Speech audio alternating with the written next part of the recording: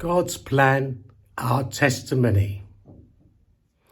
By the close of the book of Genesis, God had chosen a small, insignificant people to become a teaching nation, a people who would be living examples of his goodness to the heathen world. To bring about such a testimony, God took his people into the places that were beyond their control. He isolated Israel in a wilderness where he alone would be their source of life.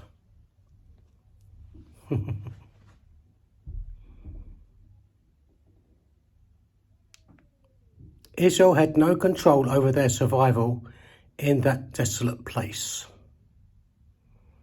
They could not control the availability of food or water or their destination.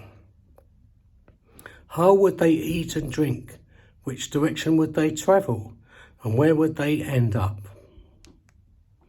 God would do it all for them, guiding them by a miracle cloud that glowed at night. He would feed them with angels' food from heaven and provide them with water from the rock.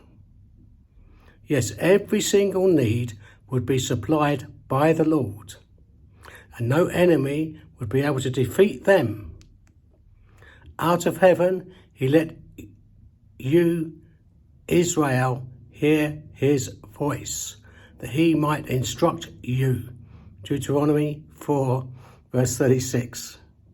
God's people would hear his very words guiding them, and in turn they would testify. Who among all of humankind has heard the voice of the living God? See verses 32 to 34.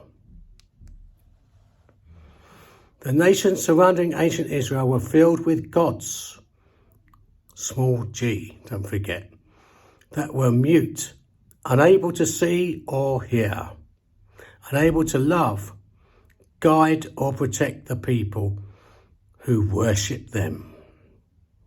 Familiar today as well, those things. Yet the nations could see in Israel a special people whom God carried through a terrible wilderness. A living God who loved his people, answered prayers and provided miracles. God raised up a people who would live under his authority and give him full control of their lives, to become his testimony to the world. Why would God want full control of his people? Because only he knows the way. He will perform the impossible needed to get us there.